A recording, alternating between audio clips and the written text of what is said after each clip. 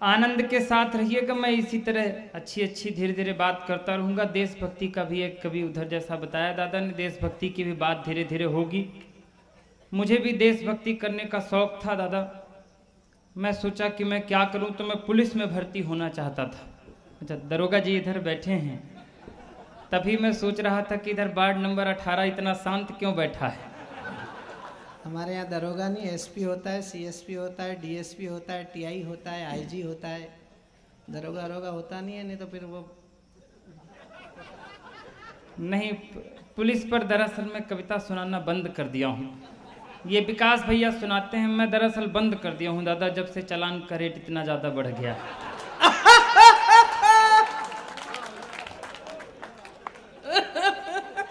लेकिन मुझे भी देशभक्ति करने का जब भूत सवार था दादा, तो मैं भी एक मन आ गया था मेरे भी कि मैं पुलिस में भर्ती होना चाहता था। तो मैं जबलपुर ग्राउंड पहुंच गया।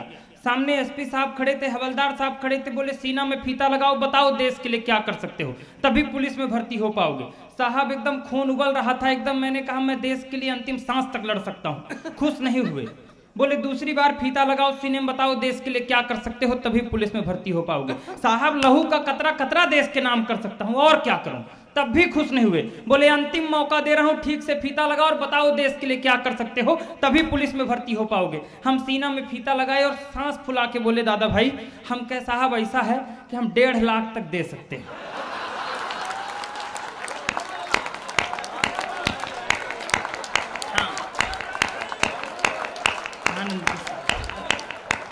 आनंद के साथ बैठे। अब आपको पता लग गया मध्य प्रदेश में क्या रेट चल रहा है।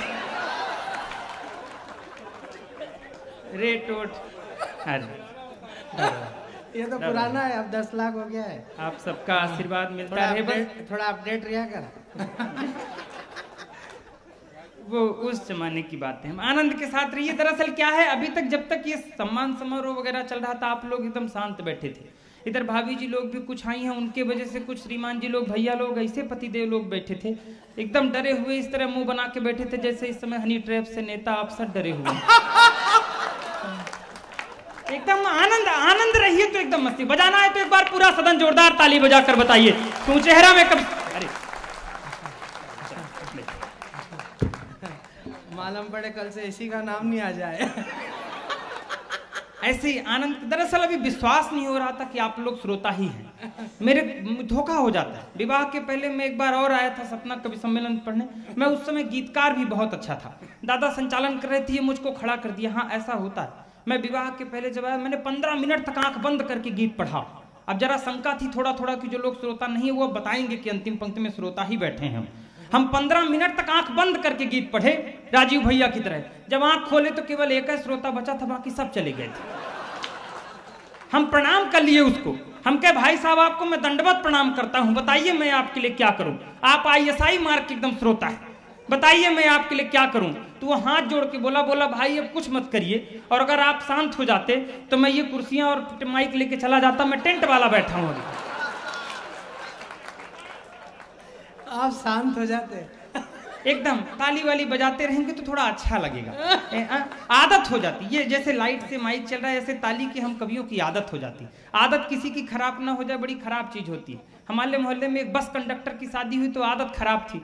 शादी की पहली रात जब अंदर गया तो बीबी से बोला कि थोड़ा और खसको, अभी 2 सवारी की जगह और खाली है यहाँ। तमाम तरह की समस्याएं इस देश पर हैं, लेकिन आनंद के साथ रहिए। मैं ज्यादा कोई ऐसी बातें नहीं करूंगा। आज राजनीतिक लोग बड़े लोग हैं, और मैं ये कहता हूं दोस्तों, आज 2 महापुरुषों का भी जयंती है।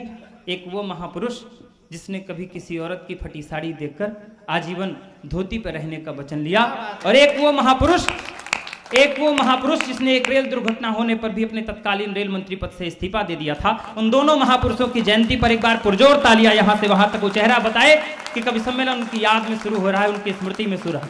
तमाम आनंद। राजनीतिक बातें कोई करनी ही नहीं चाहिए नीलांशु भैया। राजनीतिक कोई बात नहीं। अभी चुनाव निपटा है, चुनाव से एक बार निपट के आइए तो ऐसा लगता है कि जैसे कुंभ नहा के आ गए। हम 4-5 महीने त्रस्त थे, तरह तरह के लुभावने आते थे। एक नेताजी चुनाव प्रचार करने गांव पहुंचे तो बाहर से खड़े होके बोले कहीं इस बार हम लोगों को फिर से वोट दीजिए, विकास होगा। इस बार हम लोगों को फिर से वोट दीजिए, विकास होगा। तो अंदर से एक चाची निकल आई, कहीं नेताजी झूठ मत बोलिए, पिछले बार भी आप बोल गए थे कि विकास होगा, लेकिन विकास नहीं हुआ था, पिंकी हुई थी। तमाम तरह के लुभावने अलग अलग। एक नेताजी और शहर में आए तो आते ही बोले, हाँ आते ही बोले, कहीं क्या समस्या है आपके शहर में? हम क्या साहब, कांग्रेस की सरकार आ गई, हमारे यहाँ कोई समस्या नहीं है, सड़क है, पानी है, बिजली है, सब है हमारे यहाँ, केवल शमशान नहीं है हमारे शहर में। कोई मरता है तो बहुत समस्या होती, शमशान नहीं है साहब। नेताजी और खतरनाक थे, कहीं इस बार हम लोगों को वोट दीजिए, एक एक घर में शमशान बना देंगे। आइए 4 पंक्तियों से धीरे से शुरू होता हूँ। ये बड़े लोग बैठे हैं, ये बड़ी बगिया है, एक छोटी सी कली इस बड़ी बगिया की आपको झलक दिखाने के लिए खड़ा हुआ है। मैं 4 पंक्तियां समर्पित करता हूँ धीरे से। अभी पुरुष पीड़ित पर्व एक आने वाला है 15-20 दिन में, एक ताजिया से, कोई भूमिका की आवश्यकता नहीं, मैं निवेदन करता हूँ, सुनेगा 4 पंक्तियां। बहुत अच्छा बेटा। कि इस दौर में श्रीमान पति हो गया बेहाल, इस दौर में श्रीमान पति हो गया बेहाल, घर वाली मूलधन ब्याज मांग रही है, उपहार मांगने की है परम है प्रथा पुरानी यहाँ, उपहार मांगने की है प्रथा पुरानी यहाँ, चूड़ी बिंदिया सिंगार साज मांग रही है, दौर महंगाई वाला इतना है विकराल, बीवी जो कभी न मांगी आज मांग रही है, सोना नहीं चांदी नहीं गहनों के बदले में, इस करवा चौथ में प्याज मांग रही।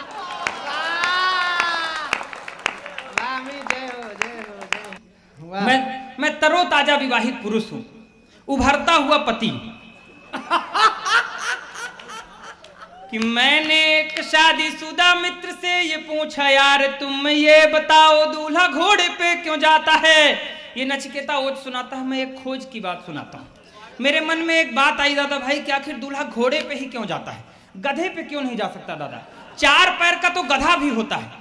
अंतिम पंक्ति में आपको पता चलेगा कि दूल्हा गधे पे क्यों नहीं जा सकता है। अगर मजा आ जाए तो फिर अंतिम पंक्ति तक बता दीजिएगा पीछे तक। कि मैंने एक शादीशुदा, एक दिन वो मुझसे कह रही थी, कहीं जानते हैं आपको पाने के लिए मैंने 16 सोमवार के व्रत रखे। मैंने कहा अगर वो ना रखती तो? बोली फिर आपसे भी गया गुजरा मिलता। मैंने एक शादीशुदा मित्र से ये पूछा, हाँ बोली जानते हैं आपको शादी के पहले भी मैं बहुत अच्छी तरह से जानती थी, शादी के पहले भी मैं आपको आकर देखती थी घर में। मैंने कहा जब इतना देखती थी तो आखिर तुमने मुझ में क्या देख करके शादी की? बोली 1-2 बार मैंने आपको आपके घर में बर्तन मांजते हुए देखा था। मैंने एक शादीशुदा, अंतिम पंक्ति तक पहुंचिएगा कि दूल्हा गधे पे क्यों नहीं जाता है। मैंने एक शादीशुदा मित्र से ये पूछा, यार तुम ये बताओ दूल्हा घोड़े पे क्यों जाता है? उसने कहा जो यार याद मत दिलाइए, सोच कर उस दिन को आंसू आ जाता है। राज की बात यह मैं तुमको बता रहा हूँ, हालांकि कुंवारों को न बतलाया जाता है। और अंतिम बार घोड़े पे वो चढ़ता बेचारा है, उसके बाद खुद ही गधा बन जा। ये आकाश से उतरते हुए टीवी चैनलों से किस तरह कुसंस्कार फैला है हमारे और आप सबके समाज में। इन्हीं कुसंस्कारों का ही प्रभाव है कि आज माँ बाप अपने बच्चों से ये उम्मीद नहीं करते कि मेरा बेटा मुझे खाना देगा या नहीं, बल्कि इस बात की भी चिंता करने लगे हैं कि मेरा बेटा मेरी चिता को आग देगा या नहीं। मैं 4 पंक्तियां समर्पित करता हूं, अगर ठीक लगे तो फिर आप सबका समर्थन मिले। कि खुशियां न पूछो यार पुत्र पैदा होने पर। एक पिता का पार्थिव रखा था, 4 बेटे उसके प्रदेश से आए थे, लेकिन दुर्भाग्य उस पिता का कि चारों बेटे अपने पिता को दाह संस्कार करने को तैयार नहीं थे। कोई अपनी बीमारी का बहाना कर रहा था, कोई 13 दिन छुट्टी ना मिलने का बहाना कर रहा था। वो दृश्य आंखों पर रखी और 4 पंक्तियां निवेदन करता हूं।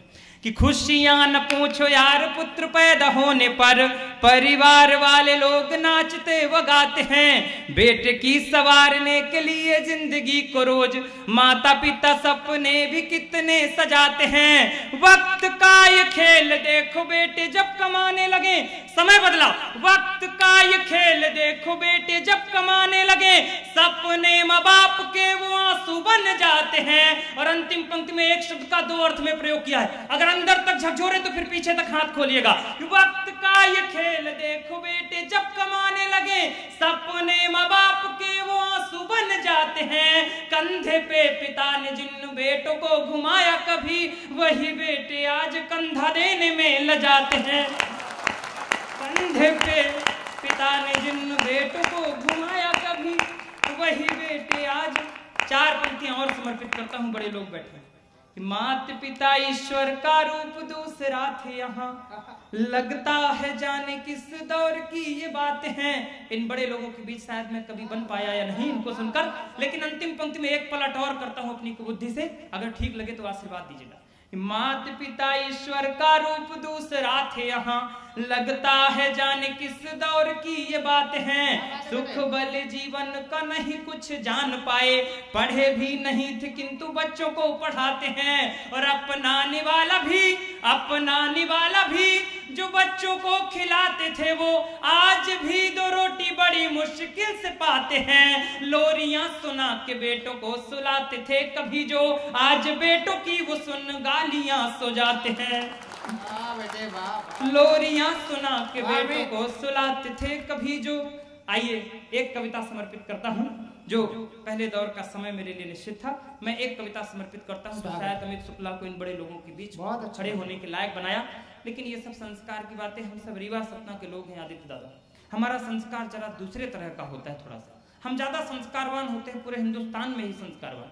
हमारे रीवा में अभी एक सज्जन खत्म हुए तो उनके 2 बालक थे, तो बड़ा वाला बोला कि छोटू तुम पिताजी की अस्थियां लेके चले जाओ इलाहाबाद, हम यहाँ 13वीं की तैयारी कर लें। वो चला गया तो 10 किलोमीटर पहले नैनी में जाम लग गया, तो वहीं नाले में पिताजी की अस्थियां निपटा के चला आया। अब जल्दबाजी, दरअसल हम संस्कारी वाले दादा। अब दूसरे दिन बड़ा वाला उठा तो उसको डर था कि ये पहुंचा नहीं वहां तक, तो भूमिका बांधने लगा। कहा छोटू, रात को बाबूजी सपने में आए थे और कह रहे थे कि छोटू हमको इलाहाबाद नहीं पहुंचाया, कहां तुम छोड़ आए बाबूजी को। छोटू और संस्कारवान था, कहा बाबूजी की हमको यही आदत नहीं अच्छी लगती भैया। 300 किलोमीटर यहाँ शिकायत करने चले आए, 10 किलोमीटर इलाहाबाद बचा था तो वहां नहीं जा सकते थे। ये हम लोगों का संस्कार ज्यादा है थोड़ा सा, इसे हम लोगों का कल्चर ही अलग है। शशिकांत दादा अभी पिछले महीने 2 महीने पहले भी रीवा गए थे, तो मैं इनको घुमाने के लिए ले गया, तो कहीं रीवा सतना ये थोड़ा सा डिजिटलीकरण नहीं हो पाया। हम कहे काहे, कहीं यहाँ डिवाइडर नहीं दिख रहे हैं सड़क के बीच। हम कहे दादा आप महानगर में रहते हैं, वहाँ डिवाइडर बनाए जाते होंगे, हमारे यहाँ प्राकृतिक रूप से डिवाइडर रहते हैं। लेकिन कैसे? हम कहे हर आधा किलोमीटर के बाद देखिए सड़क के बीचों बीच एक बैल खड़ा रहता है, वो डिवाइडर का भी काम करता है और ट्रैफिक हवलदार का भी काम करता है।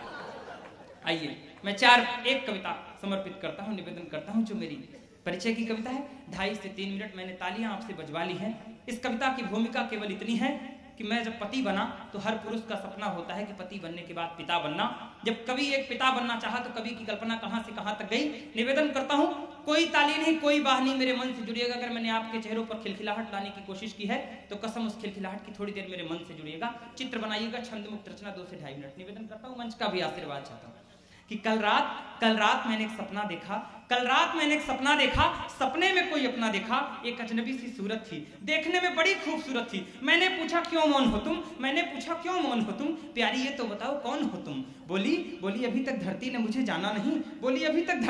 जाना नहीं। पापा क्या आपने भी मुझे पहचाना नहीं। मैं बहुत ही जल्द किलकारी मारने वाली हूँ, आपकी बेटी बनकर धरती में आने वाली हूँ। आंसू खुशी के छलकने लगे। पिता पुत्री जब सपने में मिलने लगे, मैंने कहा कन्यादान। मैं उस बच्ची से क्या कह रहा था, मैंने कहा कन्यादान महादान है, ये वेदों की शिक्षा थी। और किसी बेटी का पिता बनूं ये मेरी भी इच्छा थी। इसलिए सारे दुख दारिद्रों को हर जाओ, बिटिया लक्ष्मी बनकर आ मेरे घर जाओ। तुम्हारे आने पर खुशियां मनाऊंगा, नाच गाना और जलसा कराऊंगा, तुमको कांधे पर बिठाऊंगा, पालने पर झूला झुलाऊंगा, उंगली पकड़कर स्कूल पढ़ने ले जाऊंगा, पढ़ा लिखा कर बड़ा अफसर बनाऊंगा। अरे आओ देखो तो बेटी मेरा देश कितना खूबसूरत है। दादा भाई मैं उस बच्ची को इस माटी का गुणगान सुना रहा था। मैंने कहा अरे आओ देखो तो बेटी मेरा देश कितना खूबसूरत है, जहाँ हर बाला देवी की मूरत है। अरे जब कोई अपने सत्कर्मों का फल पाता है तब वो इस धरा पर जन्म लेकर आता है। इतना सुनते ही कविता का यू टर्न मारिएगा। इतना सुनते ही उसकी सिसकियां फूट पड़ी और वो गुस्से से मुझ पर टूट पड़ी। बोली सच है पापा, कभी देवता पैदा हुए थे इस देश में। अब शायद अगली पंक्ति में आपके गुस्से की तालियां आएंगी। बोली सच है कभी देवता पैदा हुए थे इस देश में, अब तो बस दरिंदे घूमते हैं यहाँ इंसानी वेश में।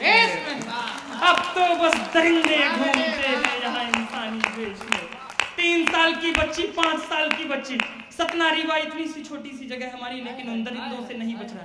माँ शारदा की नगरी में के बगल में खड़े होकर ये कह रहा हूं कि अगर कुछ ले जाना हो नवरात्रि में, उन कन्याओं का पूजन किया हो तो इस चिंतन को घर ले जाइएगा। कल सड़क पर चलते हुए किसी बच्ची की ओर कोई आंख उठाए तो सबसे पहले आपके कलेजे में दर्द उठेगा। ये संकल्प लेकर जाइएगा। बोली सच है, बोली सच है, कवि देवता पैदा हुए थे इस देश में, अब तो बस दरिंदे घूमते हैं यहाँ इंसानी वेश में। आप कहते हैं यहाँ कन्या देवी मान ली जाती है, फिर क्यों उसी देवी की असमत लूट ली जाती है। मैं जैसे ही अपने पैरों पर खड़ी हो जाऊंगी, और वो बुच्ची बच्ची मुझसे क्या कह रही थी, अंतिम 4-6 पंक्तियां संभालिएगा। मैं जैसे ही अपने पैरों पर खड़ी हो जाऊंगी, आपको पता भी नहीं चलेगा कब बड़ी हो जाऊंगी। पिता के लिए पुत्री कभी बड़ी नहीं होती है। मैं जैसे ही अपने पैरों पर खड़ी हो जाऊंगी, आपको पता भी नहीं चलेगा कब बड़ी हो जाऊंगी। अरे आपका कलेजा तो उस वक्त दर्द से मचल जाएगा जब कोई भेड़िया आपकी खिलखिलाती कली को कुचल जाएगा, और आप उस भयानक दर्द को फिर सह नहीं पाएंगे, और उस घटना के बाद समाज में इज्जत से रह नहीं पाएंगे। इसलिए क्षमा कर देना। हम सब रोज बिटिया मांगते हैं उस परमात्मा से, लेकिन उस बच्ची का दर्द, इसलिए क्षमा कर देना। हे पिता क्षमा कर देना। मांगना तो भले कुछ मांग लेना ईश्वर से तुम, लेकिन भूल से भी औलाद अपनी बिटिया ना मांग लेना तुम। धिक्कार है। अंतिम 4 पंक्तियां पूर्णाहुति विदा करिएगा। धिक्कार है जहां लोग जानवर से भी बदतर सोच पालते हैं और एक मासूम बच्ची के शरीर को नरपिशाच नोच डालते हैं। आप जैसे कई पिताओं के सपने, क्या किया था मैंने, बस एक सपना ही तो देखा था। आप जैसे कई पिताओं के सपने यूं ही टूटते रहेंगे जब तक समाज में बहशी दरिंदे आवारा घूमते रहेंगे। बहुत बहुत शुक्रिया, बहुत बहुत आभार। ये थे भाई अमित शुक्ला, हंसते हंसाते हुए हमारे समाज के गिरते हुए नैतिक मूल्यों को समर्पित उनकी कविता अगर आपको अच्छी लगी हो तो एक बार जोरदार तालियां बजाइए। हमारे महात्मा गांधी और लाल बहादुर शास्त्री जी को याद करने का परिणाम है कि पहले कवि ने हंसते हंसाते हुए कविता शुरू की और चिंतन के उस धरातल पर ले जाकर कवि सम्मेलन को स्थापित कर दिया, जहां पर हमारे सहारनपुर उत्तर प्रदेश के एक बड़े गीतकार राजेंद्र राजन, जो कई बार आपके पड़ोस मैयर में आए हैं, हमारे भाई वीरेंद्र सिंह जी उन्हें बुलाने वाले, उन्होंने कहा कि वतन की जो हालत बताने लगेंगे तो पत्थर भी आंसू बहाने लगेंगे, कहीं भीड़ में खो गई आदमियत जिसे ढूंढने में जमाने लगेंगे। नवरात्रि में कन्या पूजन करने वाला देश, कन्यादान करके अपने जीवन के उत्सर्ग के परम को प्राप्त करने की चेष्टा रखने वाला देश, बापू और लाल बहादुर शास्त्री के संस्कारों की आजादी वाला 72 साल का देश, अगर अपने 3 साल की बेटियों को, 4 साल की बेटियों को, 5 साल की बेटियों को सुरक्षित नहीं रख पाता है, तो ये किसी सरकार की जिम्मेदारी नहीं, ये किसी विचारधारा की जिम्मेदारी नहीं, ये इस समाज की जिम्मेदारी है जो हमारे समक्ष बैठा है। एक बार ताली बजाकर संकल्प करिए कि किसी बेटी के साथ ना कोई अत्याचार होने देंगे, ना कभी सहन करेंगे।